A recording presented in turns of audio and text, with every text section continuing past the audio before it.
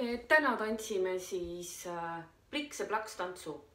Et see tuleks hästi välja ja et sa saaksid aru, kuidas sa mööda ringi pead kappama, siis mul on küll hästi vähe ruumi, aga ma soovitan sul panna mingisugune karp või raamat, panna maha, et kui sul on hästi suur tuba, siis on hea selle ümber kalpsata, siis tekib mõnus ringjoon. Et tunnis meil ju on hea, siis me kõik, meid on palju koos ja siis meil ongi juba lastest oma ring. Aga see on selline hea nipp.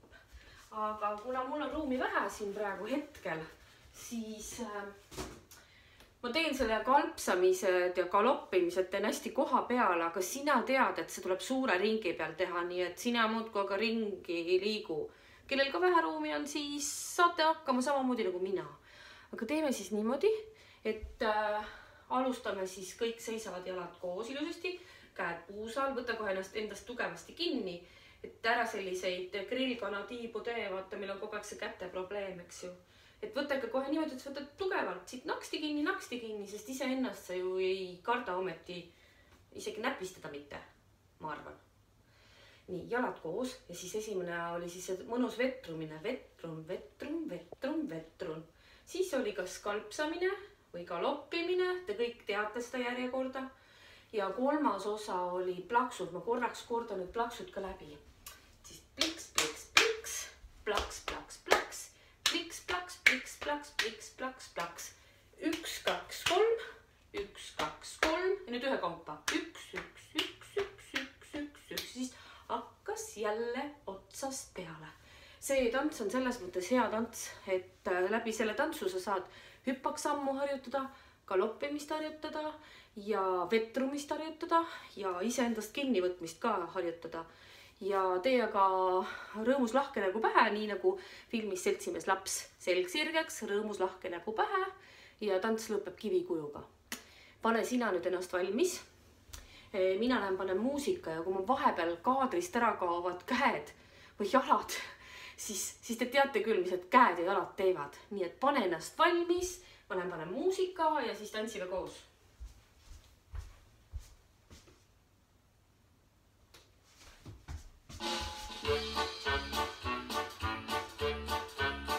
Hüppaks samm. Tõesti ma pean paksad teiste närvi süü. Sa võta välja taskus ja üks plaks ja kui joksud, siis ka teine löö just nõndamoodi.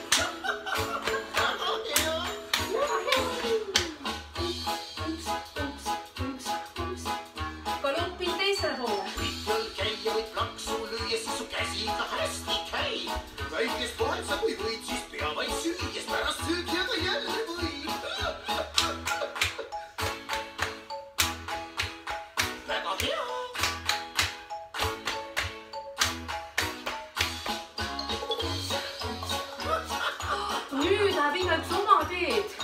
Popp on see poiss ja popp on pliks, kel käe sees on see töö.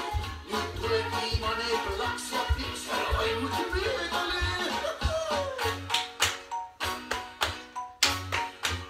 Viimast korda veel. Kivikuju.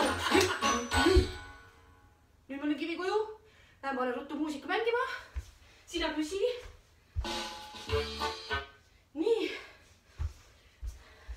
Nii et lõpus siis hüppa kivikujuks niimoodi.